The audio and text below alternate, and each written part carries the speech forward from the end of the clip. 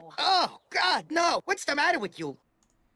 Alright, what is going on, everyone? DSP here, and welcome to the most disappointing games of 2021 countdown here live on DSP Gaming. Boo! I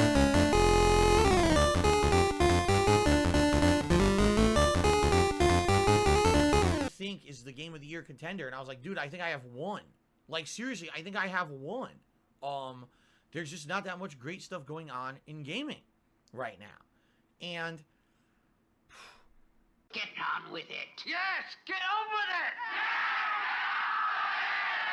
it! what we're about to do is go through a brief countdown of the games that I feel personally for me were the most disappointing games of the year. All right? That does not mean they were bad or terrible games. All right, some of these are bad and terrible games, and I'll tell you which ones I actually feel are. That for one reason or another, I felt did not live up to my personal expectation for how good they should have been. So let's get started. Ladies and gentlemen.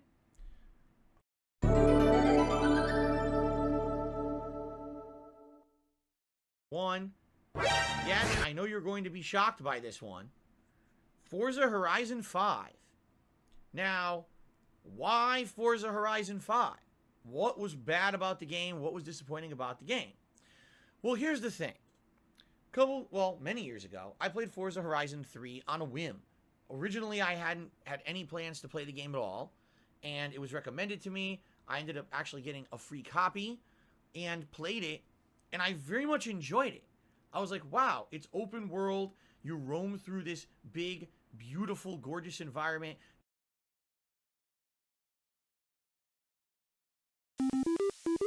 Forza Horizon is meant to be a more chill experience. Who cares if you're actually having any progress when you play it today? So I'm going to pay you $100 to fuck off. Just drive around and enjoy yourself. Enjoy the environments. Enjoy the variety of off-roading versus on-roading races. Try to unlock some new cars today. Maybe do a silly story-based mission where you're driving around looking for a hidden temple, or do this or do that. Now, with all that being said, like I said, these games that I'm going to say in the disappointing games countdown are not necessarily bad games. In fact, I'm here to tell you, I actually really liked Forza Horizon 5 overall as a game. But there's something about this one. I don't know exactly if I could even put my finger on it. Okay? But there's just something about Forza Horizon 5 that I think, sadly, the formula is just getting stale. What? What I mean by that is, it didn't really feel like it was much of an original game anymore. You know, when I played Forza Horizon 3 and 4, they each had their own uniqueness to them.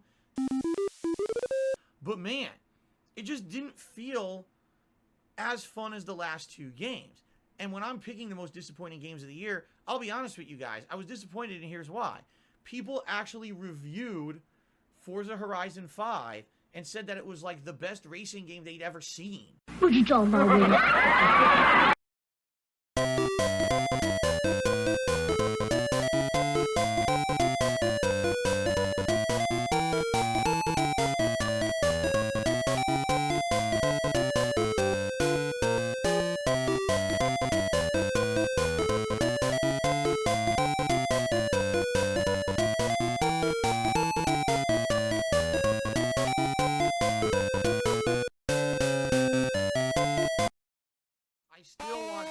Credit where credit is due. Ladies and gentlemen, Forza Horizon 5. Now, Of all the lousy this tricks! is already... Oh, God, none of this feels right! Ah!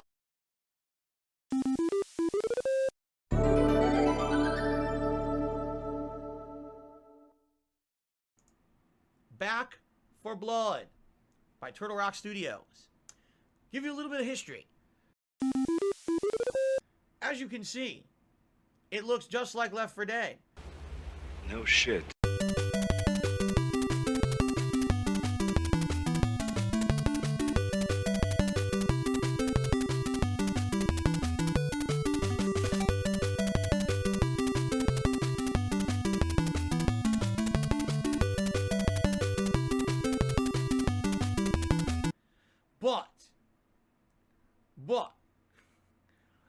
sadly, the game just didn't seem to live up to the expectations that were built up to it, especially because of the insane amount of success that the Left 4 Dead franchise had.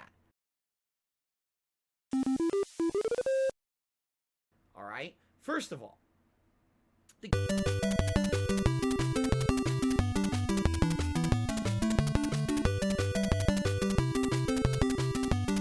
not to say that that's needed or essential, it's just something nice to have. They purposely added that in there, didn't have to have it.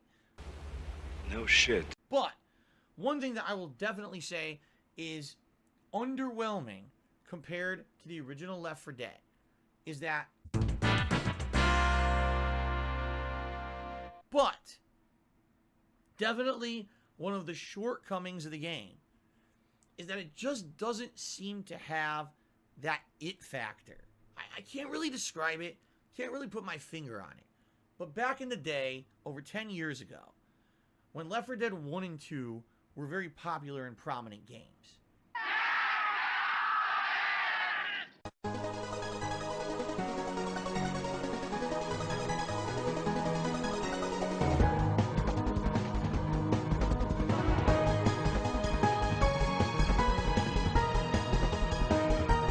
I can tell you right now, after playing through the entirety of the campaign of Back 4 Blood, what I can definitely tell you is I don't really remember anything about the game that really stood out. The zombie classes that they put into Back 4 Blood aren't nearly as interesting or unique as the ones that they created for Left 4 Dead.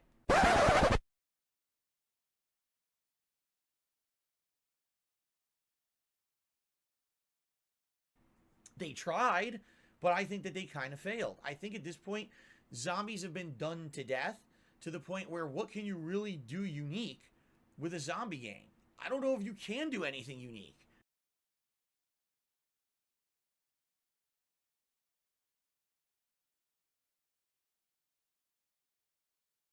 Because I think it's kind of all been done. And so maybe Back 4 Blood, if it had been released 5-6 years ago,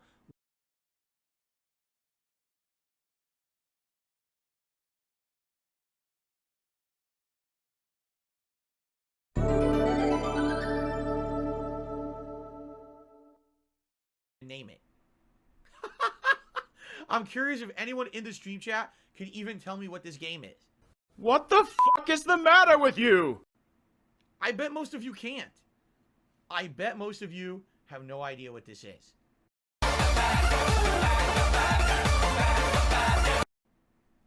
Ladies and gentlemen, this is a little game by the name of Destruction All-Stars.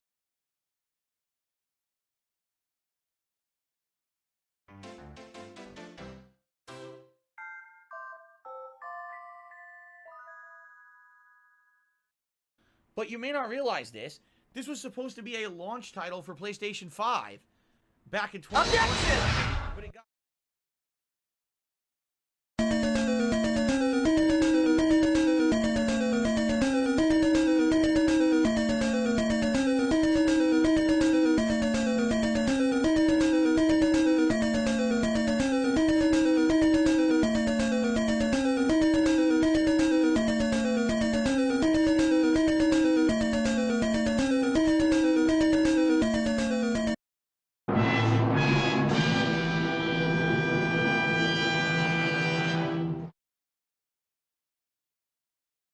delayed until early 2021, and then shortly it was announced it would actually be a game free for PS Plus subscribers, so you didn't have to buy it to play it.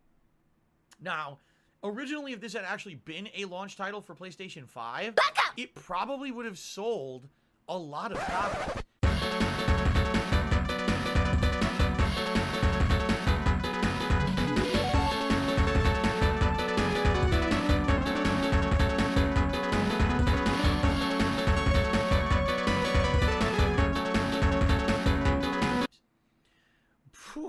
Man, am I glad that didn't happen. So, Destruction All-Stars. Let's talk a little bit about it, as you can see here. Destruction All-Stars is a game where you control a driver. That driver has a unique design or personality to them. The goal of the game is to destroy the other characters on the map. Of course, there are also some objective-based modes in the game as well that add a little bit of a unique spin to it. You can be driving around collecting power-ups, collecting things that will make you have more ammo or more weapons or be more powerful, yada, yada, yada. Powerful, yada, yada, yada. But here's the real thing about the game that I was so confused about, okay? When you're watching this game right now, what's the first thing you think? I think, oh, Rocket League, right? Or I think, oh, maybe Twisted Metal. And the one thing you think of is, man, I just can't wait to drive my car right up behind that guy and hit him with a missile and blow him up. What you're seeing right here in this gameplay footage is representative of 100% of the gameplay of the game. No shit.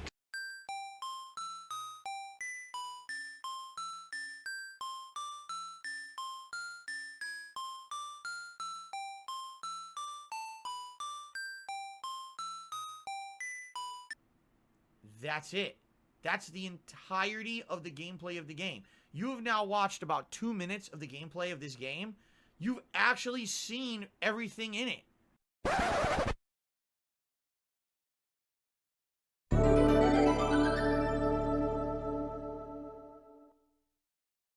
Is the Grand Theft Auto Definitive Edition Trilogy.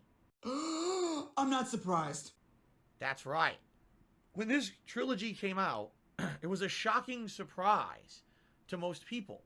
All right? Most people didn't know it was coming out. There was only rumors about it. No one had actually expected that this game would be out this year. Well, ain't that fucking ironic? Because we all saw you so hyped about this definitive edition of the GTA trilogy since day one. And you keep praising that it would put butts on seat and save your streams. Despite everyone hating this trilogy and wanting it to go to hell, for fuck's sakes. If this wasn't fucking bad enough, Rockstar decided to be fucking assholes and go on witch hunt and sue every GTA modder out there and take away all the original digital versions. So you have to play this one, unless you have a PS2 and a used copy at a used game store. But maybe if I were you, Phil, I would just play this fucked up trilogy with the music off, or better yet, skip it and play a better definitive edition. Any definitive edition of a game is better than this piece of garbage. Also, I would cover more, but I'll end up resorting to drinking if I cover more. So here's George K with a message to give you, Phil. Your intellect is as weak as your dollar. Failure is your destiny. You disrespect yourself and your nation. You are made of stupid.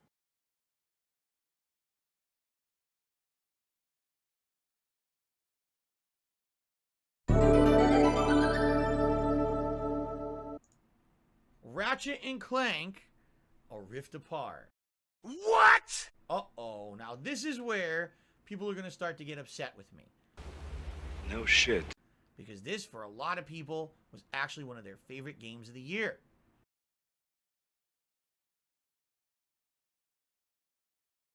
Take a look at these graphics on the PlayStation 5. Look at the lighting, right? I actually chose this particular stage because I felt this was actually graphically one of the better stages of the game, showcasing what the PlayStation 5 graphics could do with lighting and such.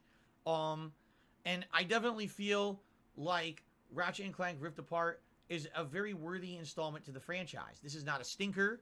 This is not a bad game at all. In fact, it's a very good game. However, this was meant to be a system seller of the PlayStation 5.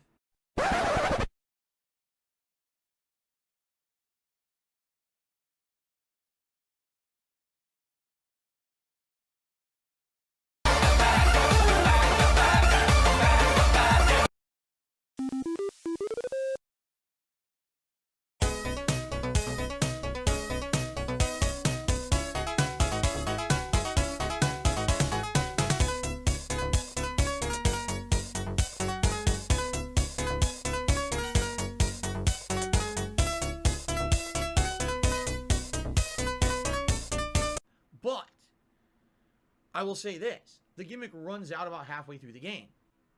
I will say this. The gimmick runs out about halfway through the game.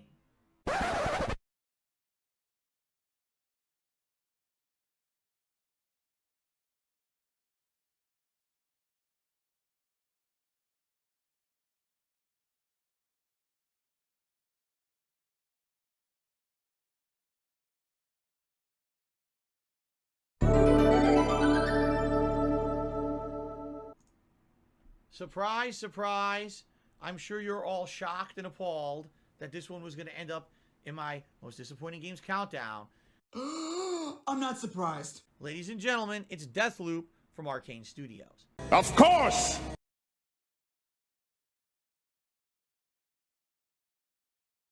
Now, this is kind of a unique situation, all right? And here's why I say that.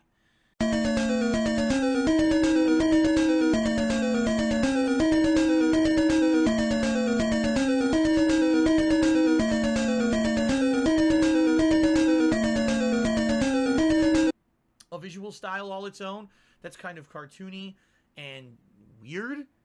That's kind of cartoony and weird.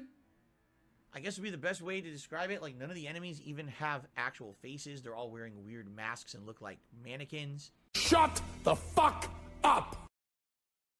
Which is odd. It's kind of hard to put your finger on what they were going for artistically with the game. It's official. You suck.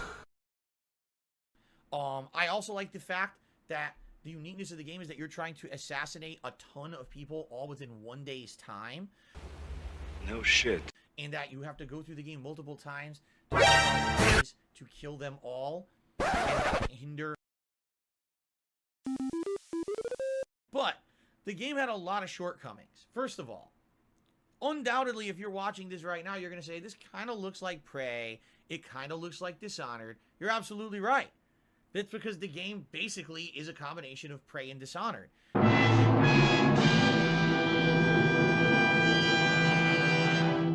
It's got the gunplay of Prey and the abilities of Dishonored combined. And the funny thing about this is some of the abilities look identical. There's actually the ability to teleport from one area to another. That's exactly the same as Dishonored. There's kind of abilities that are directly out of the other franchise already made. So to me, it's kind of like, I'll play the game, it's like, okay, I feel like I'm playing the game, it's alright, but it's definitely not like amazing or anything. Also, this game was chock full of bugs and issues at launch. I would fall 1 foot and land and take monstrous damage as if I had fallen a ridiculously long way. Doesn't make any sense. Obviously, the physics are screwed up. And there were many instances during the course of the game where things like that would happen, or there would be a weird situation where an enemy would kind of get stuck or whatever. The game definitely needed a little bit more polish, I felt, before being released.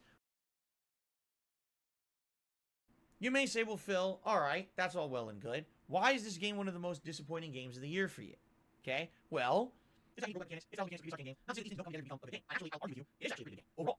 The reason this game is disappointing to me is actually not because of anything Arcane Studios did. The reason that this Deathloop is a big disappointment is because the gaming media, for some ridiculous reason that I don't understand, kissed this game's ass. What? And when they got their advanced copies of it, were saying things such as 10 out of 10, game of the year. Okay? Oh, it's not a perfect game. And after beating the game and getting one of the endings, it didn't feel super fulfilling. I almost feel like maybe you need to play through the game 2 or 3 times and see the very... But by the end of the day, when I beat Deathloop, I basically kind of felt like I could have skipped it and not really missed anything. And ultimately, when you're talking about a game that should be a Game of the Year contender, that should be a game that sticks with you all year. You know what I'm saying? That's a game that when you play it, wow, that really stuck with me. It really felt like it innovated or did something unique or fun, interesting. I've been talking about this game for a long time. Ladies and gentlemen, Deathloop was literally the opposite.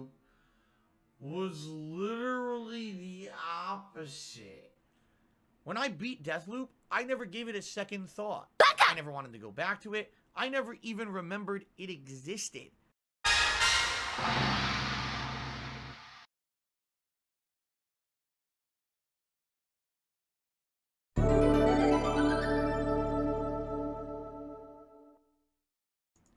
Returnal.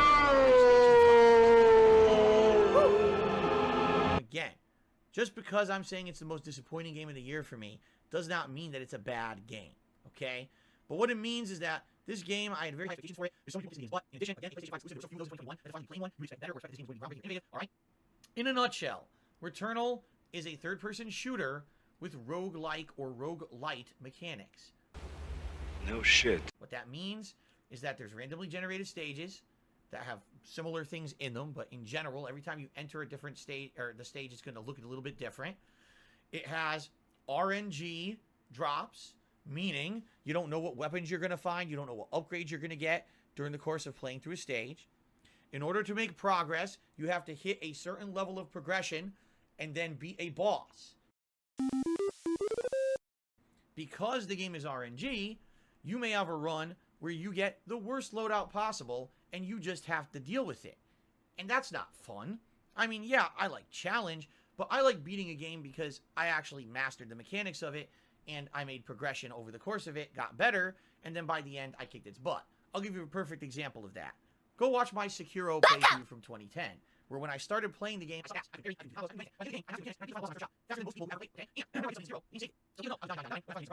Returnal is a game that sadly does not respect your time as a gamer.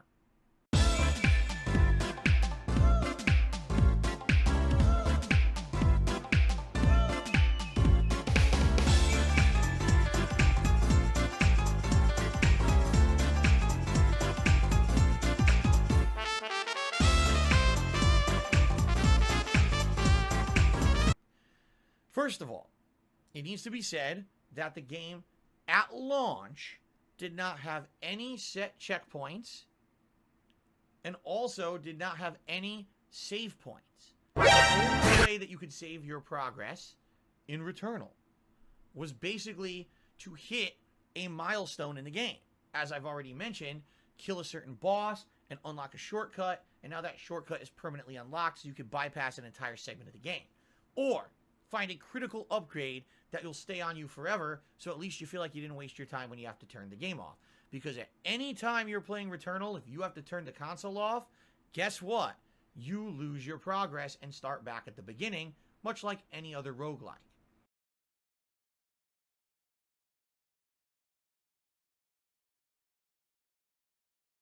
However, I can very firmly tell you that over the course of 2021, I played other roguelikes that do the roguelike formula way better than Returnal does.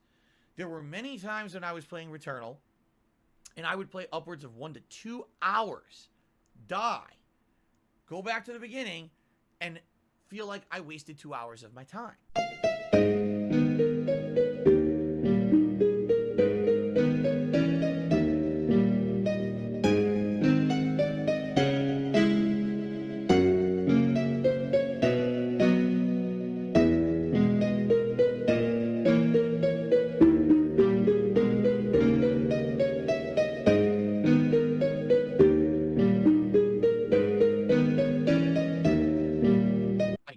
Understand what you're going for. Yeah, I got to a boss, and the boss is tough, so I died. Okay, do it from the start. Play another hour and a half, get back to that boss. Now you got to face through the boss. Okay, die on the boss. Now go back to the start. Do it back all the way another hour and a half to fight through the boss. Like, dude, I'm not gonna beat the boss in one shot. So why are you spending my time giving me checkpoints, or at least allow me to learn, rather than having to replay an hour and a half of boring, grindy gameplay to get back to that one point in the game that I can't beat? That's frustrating as hell. If the game had more shortcuts, or the game had an easier way to get back to that boss, makes sense. That'd be one thing. But man, the game doesn't really help you in that regard at all. Alright? Now, the other major problem is the length of time to get to said checkpoint and or a time when the game will save is too lengthy. Not every person on Earth has 2 to 3 hour chunks to play a video game. Objection! We have...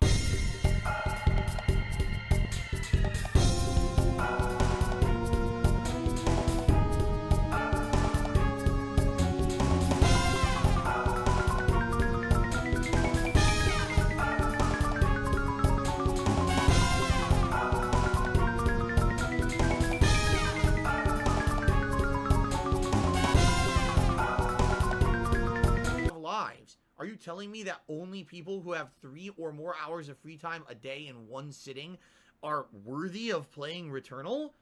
Of course! That's ludicrous. At the very least, they should have at launch implemented a checkpoint system so that if you can't keep playing, you can at least create a quick save, much like you could do in many different open world games such as Skyrim, etc., where if at least when you pick up your console again the next day, you can resume from that point. But Returnal didn't care. Returnal did not respect the gamer, nor did it care at all about your time. It just said, oh, you don't have 3 hours to play? Well, screw you. You make no progress today. But Returnal didn't care. Returnal did not respect the gamer, nor did it care at all about your time. It just said, oh, you don't have 3 hours to play? Well, screw you. You make no progress today. 9 times out of 10, the people who played this game at launch did exactly the same thing to get through it, because it seemed to be the only viable way to beat it on a first run attempt and not waste your effing time.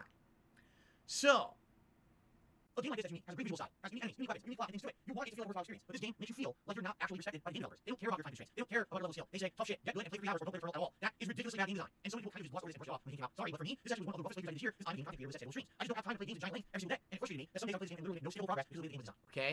Now, ultimately, my playthrough of the game was about 28 hours long. If the game actually had checkpoints and save points, I firmly believe my playthrough would have been 10 hours, because I wouldn't have been forced to redo the same 1 to 2 hour loop of gameplay over and over and over and over and over and over and over in order to get to a point where I didn't just die on a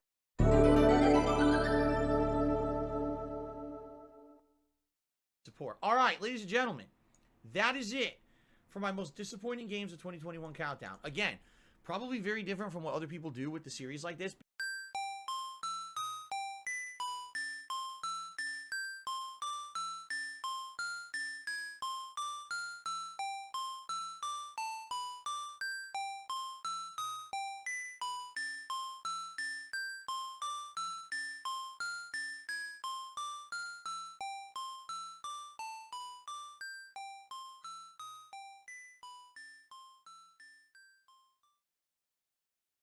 They're proudly displayed. You fucking idiot. You fucking idiot.